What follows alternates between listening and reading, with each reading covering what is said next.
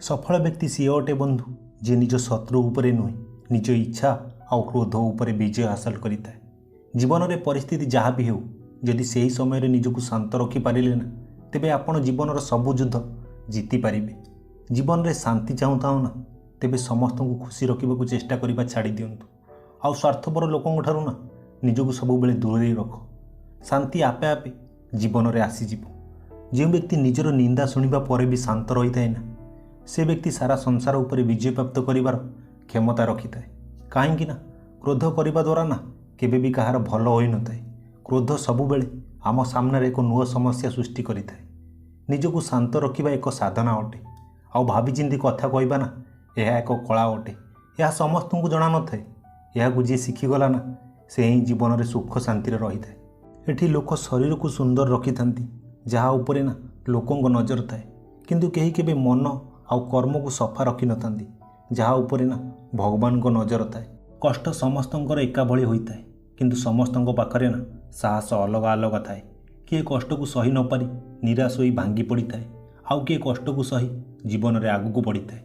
अन्य उपरे विश्वास करने छाड़ी दिंतु बंधु। कहीं दिने ना दिने आपण विश्वास को ना कहीं भांगी देव। जदि विश्वास रखापी चाहूँगी ना तेबे निज उपरे आउ भगवान को उपरे विश्वास रख। कहीं यही दुई जन ना तुम साथ केबे भी छाड़े ना। आज दुनिया रे सरल आउ सचोट हो बंचवा ना बहुत कष्ट होता है। कारण चालाक आउ चतुर लोक माने ना सबुठु अधिक फायदा एमानक ठारू उठाई थांती। कहा पाखर साहाय्य नेबा भल कथा किंतु अन्य कहा उपरे निर्भर होई रहिबा ना यह भल कथा नुहे। जीवन में आगू बढ़िबा पई ना एकुटिया चलिबाकू अभ्यास करंतु।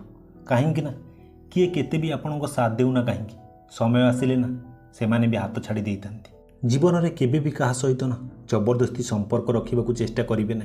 कहीं जदि सामना वालार इच्छा ना ना तेबे से संपर्क केबे भी अतुट हो पार ना। आउ केबे भी कहा ऊपर आखि बंद करके भरोसा करेंगे ना। कहीं ए दुनियार लोक एते भी भल नुहंती जेमिति से माने भल हेबार अभिनय करितांती। जदि किए आपणको बिना खुशी रही पारुछि ना तेबे ताकू खुशी रहिबाकू दियो। ता पछरे पड़ी निज आत्मसम्मान को हराओ ना। मन रखिबे बंधु जीवन आमको प्रत्येक क्षेत्र में किछि ना किछि शिक्षा देता है। आउ सेही कथा को शिखी निजर आसुवा जीवन को ना अधिक सुंदर करने चेष्टा करंतु। जो मनीष जीवन में खराब परिस्थिति आउ दुख कष्टर सामना कर न थाए ना से मनीष निजर शक्ति केते ता जानी पारि न थाए। मूर्खों सहित जुक्ति करुवा लोक केबे भी बुद्धिमान होई न थाए। मूर्खों को सामना करिवार सर्वश्रेष्ठ उपाय होउछि कि तांको प्रति ध्यान न देबा। कौनसी भी मनीष ना आपण को दुख देई न थाए बरं आपण तांको पाखु रखिदिबा आशा ही आपण दुखर कारण साजी थाए। जीवन में जहाँ बीती जाइछि ना ताकू पछुकू चाहि केबे भी देखिबे नहीं नहले जहाँ आगू को मिलबार थिबो ना ताकू भी हराइबाकू पड़िबो।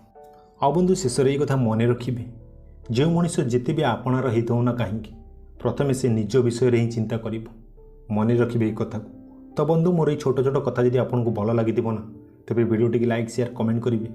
चैनल को सब्सक्राइब करी सपोर्ट करिवे।